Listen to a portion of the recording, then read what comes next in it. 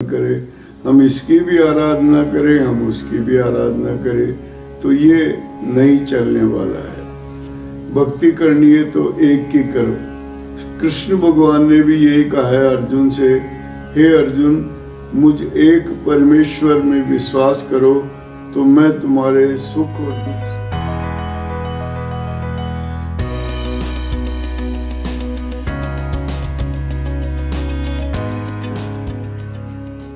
साहिब बंदगी, साहिब बंदगी, साहिब बंदगी।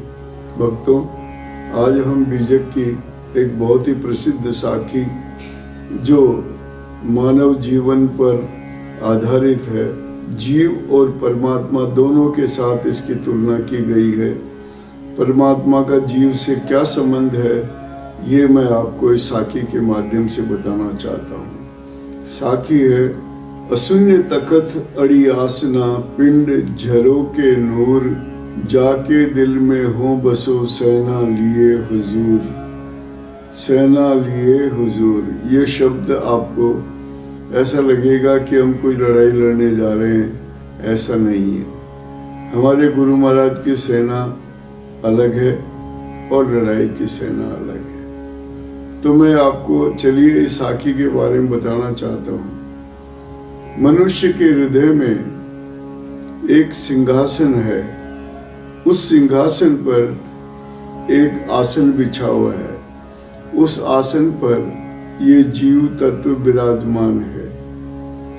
इसकी चेतनता और इसका प्रकाश हमें मनुष्य के इंद्रियों के द्वारा प्रकाशित होता हुआ दिखाई देता है।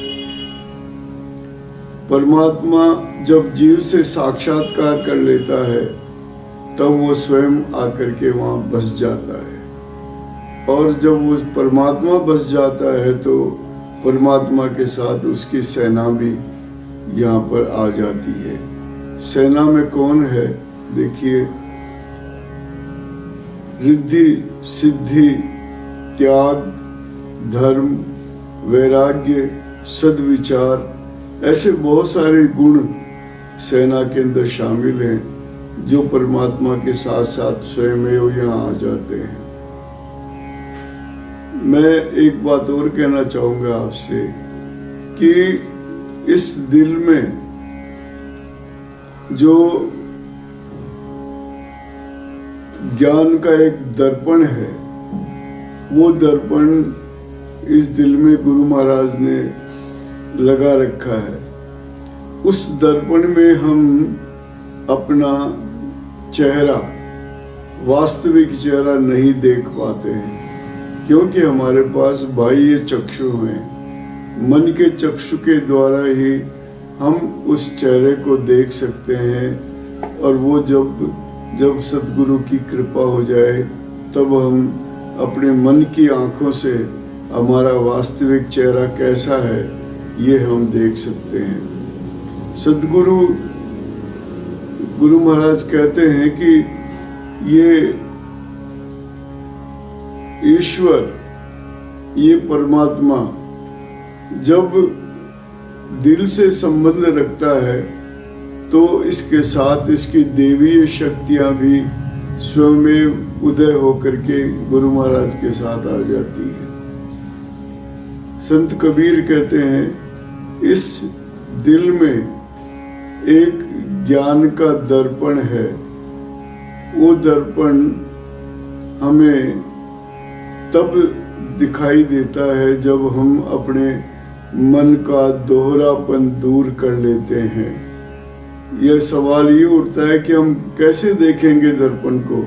तो दर्पण को देखने के लिए हमें अपने मन में जो दोहरापन है उसको दूर करना पड़ेगा, और जब वो दूर हो जाएगा तो हम अपने वस्तुतः जो चेहरा हमारे पास में है, वास्तविक चेहरा, उससे हम अपने गुरु महाराज की छवि देख सकते हैं, परमात्मा की छवि देख सकते हैं, हृदय में विराजमान उस तत्व की छवि देख सकते हैं, जो एक बहुत ही बिरला काम है। मैं एक बात कहना चाहूँगा कि जब तक मन में दोहरापन है तब तक हम ये काम नहीं कर सकते हैं। हमें ये काम करने के लिए अपने मन का दोहरापन दूर करना पड़ेगा।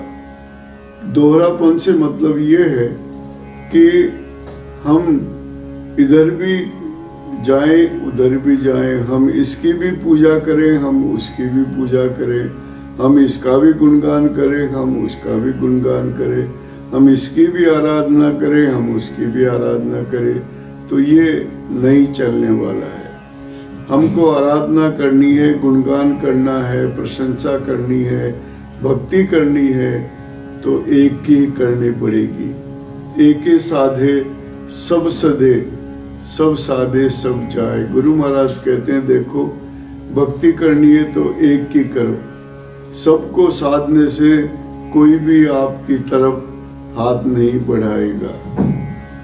तो कृष्ण भगवान ने भी यही कहा है अर्जुन से, हे अर्जुन, मुझ एक परमेश्वर में विश्वास करो तो मैं तुम्हारे सुख और दुख सबका वहन कर सकता हूँ। अनन्याश्चिन्तयन्तो माम ये जना पर्युपासते तेषां नित्याभियुक्तानां योगक्षेमं वहाम्यहम्।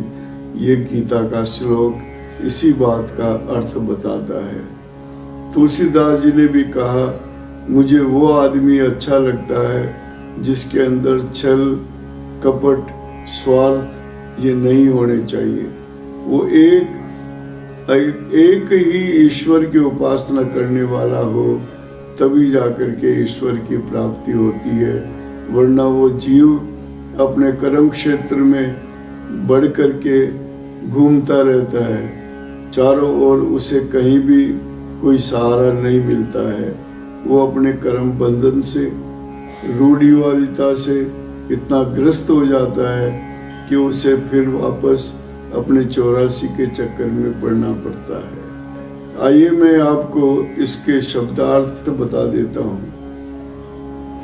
अशून्य तख्त, एक ऐसा तख्त जो अशून्य है, जिसके ऊपर दिल बैठता है।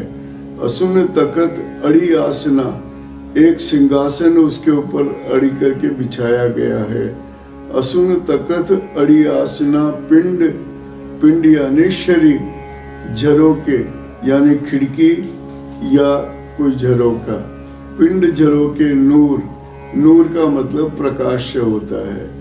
पिंड झरोके नूर जाके दिल में हो बसो, जिसके दिल में हो यानी मैं या परमेश्वर निवास करते हैं। जाके दिल में हो बसो सेना लिए हुजूर। तो सेना को मैंने आपके बारे में बताया कि सेना रिद्धि सिद्धि है, त्याग है, तपस्या है, धर्म है, सद्विचार है। ये सारे जितने भी गुण हैं वो सब सेना में शामिल होते हैं। जाके दिल में हो बसो सेना लिए हुजूर। हुजूर का मतलब होता है इसमें कि हाजिर होना। जाके दिल में हो बसो, जिसके दिल में मैं बस जाता हूँ, मैं निवास करता हूँ, मैं प्रवेश करता हूँ, वो तो मेरे साथ मेरी सेना भी मेरे सामने उपस्थित हो जाती है। हुजूर का मतलब उपस्थित होना, हाजिर होना। तो दोस्तों, आज की ये साखी हमने आपको बताई। इसके बारे में कोई विचार हो तो आप हमें कमेंट बॉक्स में जा कर के अपने विचार लिखिएगा। हम आपको फिर नई साखी के साथ उपस्थित होंगे, तब फिर आपसे मुलाकात करेंगे। तब तक के लिए साहे बंद की, साहे बंद की, साहे बंद की।